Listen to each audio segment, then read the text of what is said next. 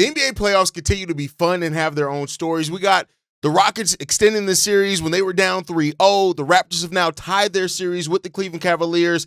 And you got the Spurs getting a victory, a much-needed victory. And Boston looks dominant again. We're going to talk about tonight's playoff games and more right after this.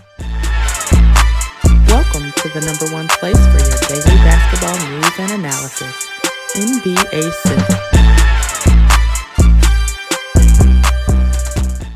What's going on, basketball fans? Welcome to another episode of NBA Central, your number one spot for everything basketball related. I'm the host here, Haize, but more importantly, you guys can follow the channel at NBA Central Pod on every social media platform we happen to be on. With that said, let's go ahead and get into it, man. Peyton Pritchard explodes for 32 points as Boston dominates Philly despite Joel Embiid coming back. And you would think that with Joel Embiid coming back, that they would be able to exploit the middle of that Boston Celtics defense. And for what it's worth, Joel Embiid had a really good game. 26 points, 10 rebounds, 6 assists, 1 steal, 1 block in this game. Joel Embiid was 9 of 21 from the field, so not an efficient night scoring from him, but he gave you just about everything you wanted. You also had 22 points from Tyrese Maxey, only 6 from VJ Edgecombe, and unfortunately, the Philadelphia 76ers just do not have enough. They go down now 3-1 in this series after losing 128-96. You get those 32 points from Peyton Pritchard, 30 points from Jason Tatum, 20 points from Jaylen Brown.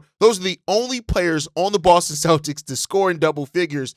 And, this has not been the most flawless series for the Boston Celtics. And, while, they have enough talent to make it past the Philadelphia 76ers here, it does need to be a little bit concerning about how the playoffs are going to continue to look for Boston if they cannot play better, right? They shot 48% from the field, and while that's not terrible, right, out of their 87 shots, 53 of those were three-pointers, which they made 45% of their three-pointers. They were 71% from the free throw line. But, this is just not the way we're used to Boston seeing. Now, they did out-rebound the Philadelphia 76ers by 21, 51 to 30 rebounds in this game. And, the 76ers just couldn't hit threes. They were 9 of 30 from three-point line. And when the other team makes 15 more three-pointers than you, 15 more three-pointers than you, that's over 40 points more just from the three-point line. It's going to be difficult for any team to overcome that. So, that's just the reality of what it is, man, for this team. So, 45 points from the three-point line that they outscored them by.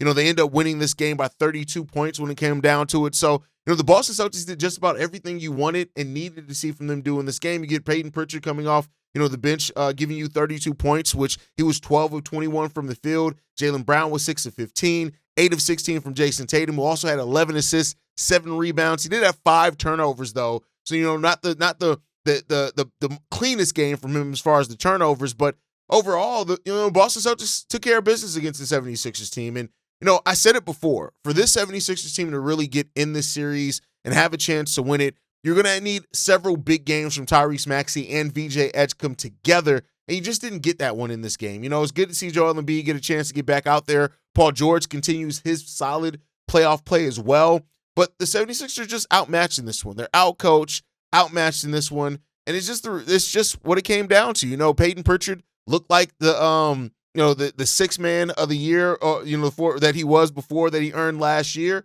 And you won this game by 32 points. You're the Boston Celtics, man. And it's time to see can the Philadelphia 76ers respond with the win to extend the series to at least 6 games. We shall see in regards to that one. But Jason Tatum with his return, it still looks good. He seems like he's reacclimated himself in a very short amount of time, which is good, even despite the turnovers that he had in this game. And shout out to Joel Embiid too for returning in this game, playing the way that he played. I know it had to be frustrating with him not being, efficient as he probably wanted to be in this game. But we'll see as it continues. The series now shifts back to Boston, and the Boston Celtics are going to be looking to close out this series in 5 games. And we'll see if the 76ers can extend it. Now they can't win. They can't lose another game. If the 76ers really want a chance to win the series, you can't lose another game. And, that's going to be a tall test against a team that's as well coached, as good defensively, as, that can absolutely shoot the lights out from three-point line. Like we said, 53 three-pointers in this game. He only took 87 shots.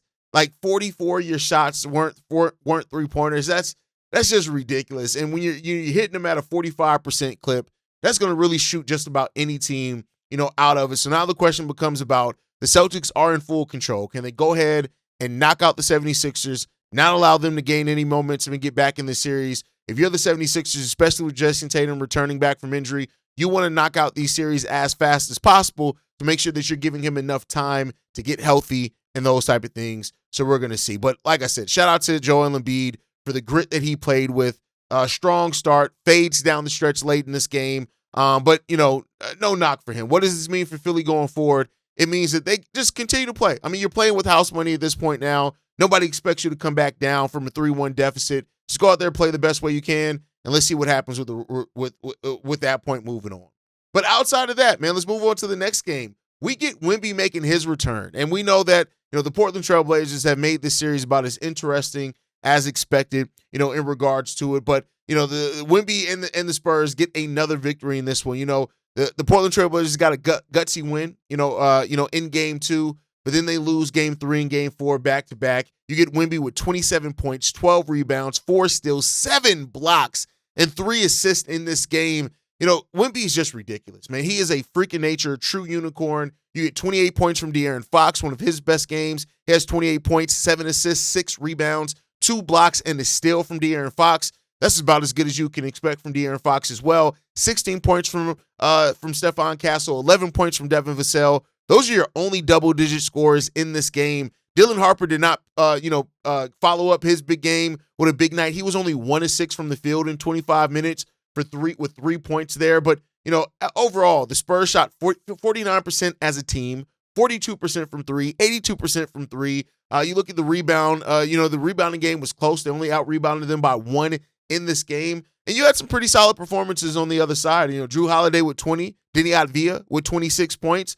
17 points from Jeremy Grant. No other double-digit scorer in this game. So Scoot Henderson, who's had a pretty damn good playoff run so far, 0-7 from the field, 0-3 from three-point line. He had 2 assists, 1 steal, and 1 turnover in this game. And, Scoot just didn't give what you were used to seeing. Shaedon Sharpe hasn't really been himself since his return from injury. He, in 13 minutes, only scored 8 points, 4 from Robert Williams. So overall, the Portland Trail Blazers just didn't have enough. They shot the ball 40% from the field, 32% from 3, and they just didn't bring the energy that was needed in this game. But with what Wemby gave them, I mean, listen, and for what it's worth, the Portland Trail Blazers had a 17-point lead at one point. The Spurs flipped a 17-point deficit to get back into this one. And I think you have to look at the Spurs like they are a legitimate threat this season to go to the Western Conference Finals. And I would say this, if you're a threat to go to the Western Conference Finals, it means you have a chance to go to the NBA Finals. They played the OKC Thunder really well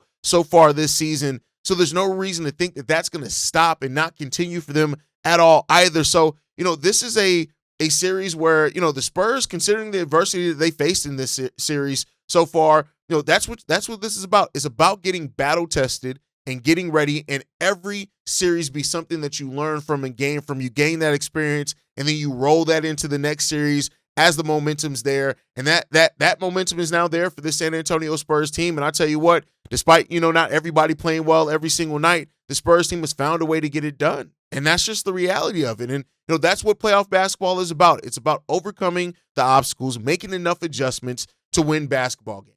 And that's what they've done in this one so far. So Wemby coming back, the Spurs get a win. They now take another 3-1 commanding lead in their series as well. And, it's going to be difficult for the Portland Trail Blazers. Can they extend it to 6 games? Just make it a little bit interesting. The Portland Trail Blazers, though, I don't want to overlook them because this is a team that's faced so much adversity the entirety of this year, being coached by Tiago Splitter, who's an interim head coach, Chauncey Billups on his way to prison, when it comes down to it. So, you're just trying to, they've had a lot of growth this year. Scoot, not in this game so much, but really has made the playoffs kind of his breakout party in a way. You got to give him credit and love for that one. But this is just a young team that made the playoffs, and now they need to take whatever they learned for the rest of this and go into the offseason, come back stronger. You have Dame Lillard coming back. That came out that if the Trailblazers win the series, Dame could come back in the playoffs. It's probably not going to happen now, but this Portland team has been really fun to watch, and I don't see that stopping anytime soon for them. They have a very bright future ahead of them. But let's talk about the series reset, and that's what I think. Now that the Toronto Raptors have been able to tie the series 2-2, this has now become a series reset for them. And Scotty Barnes came up big and in the clutch for this Toronto Raptors team against the Cleveland Cavaliers. And that's just the real of it. That's the love of it all. And you just can't deny what they were able to do in this game. Like 93-89, the Toronto Raptors get a victory in this one. Scottie Barnes with 23 points. He goes 11 of 14 from the free throw line, 6 of 15 overall from the field, 9 rebounds, 6 assists, 3 blocks, 1 steal, 4 turnovers in this game. And Scottie Barnes and Brandon Ingram, 23 points each in this game. So they combined for 46 points. You get another 18 from RJ Barrett, 15 coming off the bench from Colin Murray-Boyles, who also gives really good defense. He has a double-double coming off the bench in this game with 15 points, 10 rebounds, 2 steals in this game. You just love to see it. Man, the Toronto Raptors have just, they are a fun team, and their defensive ceiling is what's making this game close. The Cavs shot 37% as a team, 25% from 3, and 65% from the free throw line. This was one of the worst effective field goal shooting percentage nights that you're ever going to see from a team, right? And then once again, James Harden, 6 of 14 from this in this game, 7 turnovers though, 8 assists. That assist to turnover ratio is not good. Donovan Mitchell, only 6 of 24 from the field. He scores 20 points. You get 14 from Sam Merrill. No other double-digit scorers in this game. Evan Mobley, 4 of 11. Jared Allen, 1 of 5. Dean Wade, 3 of 5 in this game. And, unfortunately, this now completely resets the series, man. You're the Toronto Raptors. You need to still win on the road, right? Win the one at home, and you can win the series if you can get that done. Now, I do think this series is probably going to go 7 games. I can see the Cleveland Cavaliers winning the next game at home. I can see the Raptors winning when we go back to Toronto.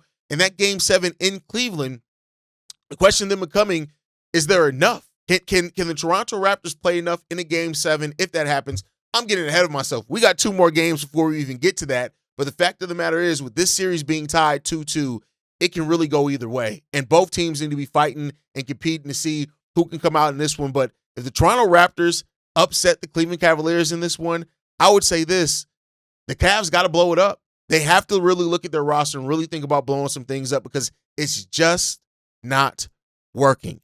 And now that has the momentum fully shifted in favor of the Toronto Raptors? That's what you got to ask yourself, and I guess we shall see. Last segment of the day. The Toronto Raptors refuse to go quietly into the night. They avoid the sweep.